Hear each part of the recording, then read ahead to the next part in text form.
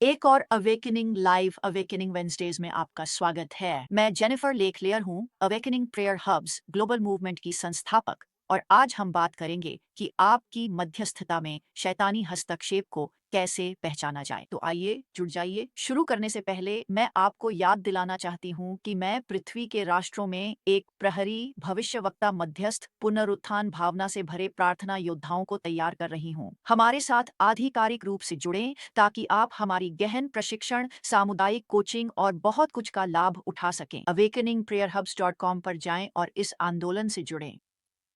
आज हम फिर से शिक्षा देने जा रहे हैं और मैं अपने इंटरसेसर्स डिवोशनल की सामग्री को विस्तार से समझाऊंगी। और अगर आपके पास इसकी एक प्रति नहीं है तो आप इसे मेरी वेबसाइट jenniferleclaire.org पर, अमेजन पर या जहां भी ऑनलाइन किताबें मिलती हैं वहां से प्राप्त कर सकते हैं। मैं एक शास्त्र पढ़ना चाहती हूँ और प्रार्थना करना चाहती हूँ क्योंकि आज यह वास्तव में आपकी आंखें खोल देगा।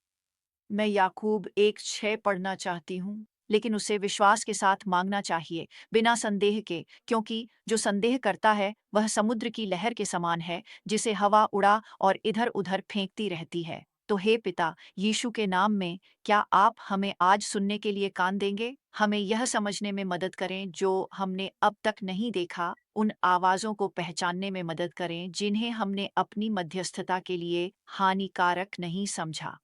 प्रभु, हमें अपना वचन सुनने के लिए कान दें और अपनी पवित्र शास्त्र को समझने में हमारी सहायता करें। यीशु के नाम में आमीन और आमीन। आइए सीधे इसमें कूदते हैं। यहाँ मध्यस्थ के कई शत्रुओं में से एक है। मैं इसे स्पष्ट बताने जा रही हूँ और आप सोच सकते हैं कि यह जेज़िबेल है। खैर, वह एक वैध शत्रु होगा। आप सोच सकते हैं कि यह कोई बाधा डालने वाली आत्मा है। खैर, वह भी एक वैध शत्रु होगा। लेकिन आज मैं जिस बात ध्यान दिलाना चाहती हूँ, वह संदेह। संदेह संदेह मध्यस्थ के कई शत्रुओं में से एक है और यह एक घातक शत्रु है। संदेह इतना सूक्ष्म हो सकता है कि आप तुरंत उसे पहचान नहीं पाते। यह आपकी ही आवाज जैसा लग सकता है। यह आपके मन में घूमता कोई तर्कसंगत सवाल जैसा भी लग सकता है। लेकिन अगर आप संदेह की आवाज को नहीं पहचानते, जो आपके दिल से भी आ सकती है, पर यह किसी दुष्ट आत्मा से भी आ सकती है। डेरेक प्रिंस ने कहा था कि दानव वे प्राणी हैं जिनके पास शरीर नहीं होता और दानवों की भी एक आवाज होती है। संदेह की आत्मा की भी एक आवाज होती है। अगर आप ऐसी चीजों पर विश्वास नहीं करते, मुझे खेद है, लेकिन ये सच है। दुश्मन असली है। उसके पास दुष्ट शक्तियों का एक समूह है जो उसके उद्देश्यों की पूर्ति करता है, और कई दानव आपके आत्मा पर संदेह के शब्द फेंकते हैं ताकि वे आपको विश्वास से बाहर कर सकें। आप जानते हैं, कई साल पहले मैंने एक किताब लिखी थी जिसका नाम था doubtless faith that overcomes the world, और मैं उस किताब के लिए सिड रोथ के शो पर गया था जहां उन्होंने इसका नाम बदलकर फेथ मैग्निफाइड रख दिया था। उस किताब को लिखते समय पवित्र आत्मा ने मुझे एक गहरी प्रकटता दी। उन्होंने कहा, संदेह अविश्वास का द्वार है और यीशु अविश्वास में काम नहीं कर सकते। वह विश्वास के क्षेत्र में काम करते हैं, ना कि संदेह, ना डर, ना चिंता, ना घबराहट, ना अविश्वास में। तो जहां भी संदेह है, आप अविश्वास के बहुत करीब हैं। तो आइए संदेह की परिभाषा देखें। संदेह का मतलब है किसी चीज को लेकर अनिश्चित होना या यह मानना कि कोई चीज सच नहीं हो सकती या संभव नहीं है। यह एक ऐसी भावना है। हम परमेश्वर के वचन पर संदेह नहीं कर सकते। हमारी प्रार्थना का आधार परमेश्वर का वचन है। विश्वास वहीं से शुरू होता है जहां परमेश्वर की इच्छा झात होती है। यदि हमें उसकी इच्छा पर संदेह है तो हम विश्वास में प्रार्थना नहीं कर सकते। अगर हमें यह अनिश्चितता है कि परमेश्वर ने जो कहा है वह सच में वही मतलब रखते हैं, तो हम उस विश्वास को छोड़ या प्रयोग नहीं कर पाएंगे जो उन्होंने हमें दिया है, ताकि हम उनके वादे को देख प्राप्त कर सकें और उसमें चल सकें। अगर हमें लगता है कि यह सच नहीं है तो हम उसकी प्रार्थना भी नहीं करेंगे। अगर हमें लगता है कि यह होने की संभावना नहीं है तो शायद हम अपना विश्वास आगे नहीं बढ़ाएंगे। तो स्पष्ट है, संदेह और विश्वास एक साथ नहीं चलते। यह बिल्कुल तेल और पानी की तरह है, ये आपस में नहीं मिलते। ये आपस में नहीं मिलते। इसलिए हमें यह सीखना चाहिए कि संदेह को अपनी प्रार्थना जीवन में एक दुष्टात्मा की तरह पहचाने। जे प्रैक्टिकल फेथ, उन्होंने इसे याकूब 1 में इस तरह समझाया। हम आयत 5 से 7 तक पढ़ेंगे।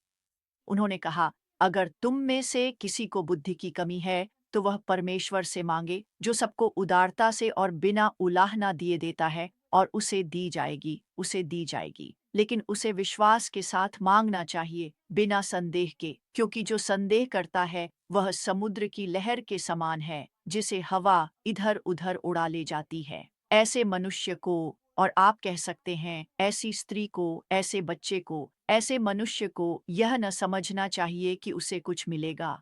मुझे फिर से शुरू करने दीजिए। ऐसे मनुष्य को यह न समझना चाहिए कि उसे प्रभु से कुछ भी मिलेगा। ये शब्द काफी कठोर हैं। तो आप बुद्धि शब्द बदल सकते हैं। अगर किसी मनुष्य को बुद्धि की कमी है तो वह परमेश्वर से मांगे। आप बुद्धि शब्द को परमेश्वर की इच्छा से बदल सकते हैं और बात फिर भी सही रहेगी। अगर किसी मनुष्य को शांति, आनंद, अनुग्रह, आर्थिक सहायता या चंगाई की कमी है तो वह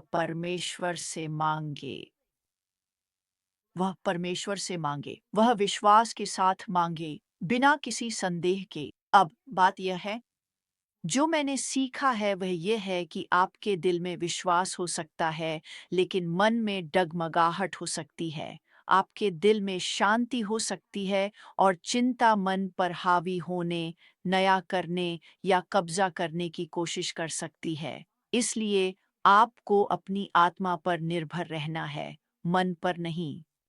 प्रभु ने मुझसे कहा था, उन्होंने कहा, अपने दिमाग से बाहर आओ और मेरे दिल में आ जाओ। हमें वचन पर निर्भर रहना है, अपने आत्मा में जो विश्वास है उस पर निर्भर रहना है, उस सत्य पर निर्भर रहना है जो हमें स्वतंत्र करता है, और अपनी तर्कशीलता से दूर रहना है, पांचों इंद्रियों से दूर रहना है जो हम देखते, सुनते, छकते, छूते, महसूस करते, सूंघते हैं। हमें उन चीजों से दूर रहना है जो हम देखते हैं, क्योंकि हमें दृष्टि से नहीं बल्कि विश्वास से चलना है। अगर हम अपनी नजरें समस्या पर ही टिकाए रखते हैं, समस्या हल करने वाले पर नहीं, तो हमारा विश्वास डगमगाने लगेगा। लेकिन जब हम यीशु की ओर देखते हैं, जो हमारे विश्वास के कर्ता और पूर्ण करता हैं, तो हम ब्रेक थ्रू करेंगे। इसलिए संदेह आपके मध्यस्थ प्रार्थना जीवन में दुष्टात्माओं के हस्तक्षेप के लिए दरवाजा खोल देता है। सीधे शब्दों में कहें तो जब आपका दिल संदेह से भरा होता है तो आपको अपनी प्रार्थना का उत्तर नहीं मिलेगा। फिर से संदेह आपके मन में आ सकता है, लेकिन आपको इसे अपने दिल में प्रवेश नहीं करने देना चाहिए। जब संदेह की आवाजें आपसे बात करें तो आपको उनका जवाब देना होगा। आपको परमेश्वर के वचन को उनके सामने बोलना होगा। अगर आप परमेश्वर का वचन नहीं जानते तो आप नुकसान में हैं, क्योंकि आपको यह नहीं पता कि क्या सच है। आप परमेश्वर की आवाज को या दुश्मन की आवाज को परमेश्वर की आवाज समझ सकते हैं, और इसके विपरीत भी। इसलिए संदेह संदेह एक घातक धोखा है। तो आप इसे अपने दिल में कैसे पहचानते हैं? अगर आपको यकीन नहीं है कि परमेश्वर वही करेगा जो उसने कहा है, हो सकता है वह किसी और के लिए करे लेकिन आपके लिए नहीं करेगा। आपको यकीन नहीं है कि वह आपके लिए करेगा, तो यही संदेह है।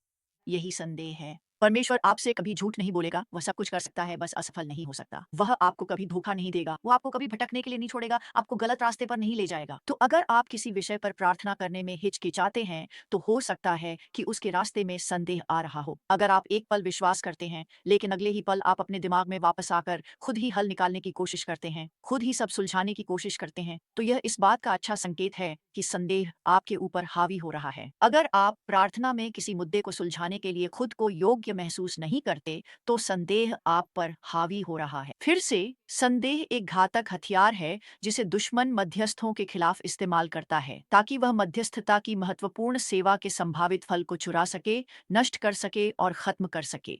इसलिए आपको संदेह के पहले संकेत पर ही उसे जड़ से उखाड़ फेंकना चाहिए। जल्दी और फुर्ती से उसका जवाब दें, उसका विरोध करें, उसका विरोध जोर से करें। और जोर से प्रार्थना करें और देखें भगवान कैसे काम करते हैं। जब आप संदेह को रास्ते से हटा देते हैं तो आपको कोई और चीज नहीं रोक सकती। भगवान इंसान नहीं है कि वे झूठ बोलें, वह हमारी प्रार्थना सुनते हैं और उसका उत्तर देते हैं जब हम उनकी इच्छा के अनुसार प्रार्थना करते हैं। और अब मुझे आपके लिए प्रार्थना करने दीजिए। याद रखिए दोस्तों, अवेकनिंग प्रेयर हब्स लगभग 120 देशों में हैं। हम दुनिया के हर शहर में प्रार्थना केंद्र स्थापित करने की कोशिश कर रहे हैं। आप इसे ज़ूम पर, फोन पर या व्यक्तिगत रूप से कर सकते हैं। इसे जरूर देखें। awakeningprayerhubs.com पर एक मुफ्त उपहार है। मुझे प्रार्थना करने दें। पिता यीशु के नाम में हमारी आत्मा से बोलने वाली संदेह की आवाज को पहचानने में हमारी मदद करें। हमें इस शैतान को उसकी असली पहचान में देखने में मदद करें। ये एक दुश्मन है जो हमें दोहरे मन का बनाना चाहता है, हमें आपकी सर्वोत्तम चीजों से दूर रखना चाहता है। इसलिए हम अपने मन से संदेह की शक्तियों को तोड़ते हैं और विश्वास के क्षेत्र में कदम रखते हैं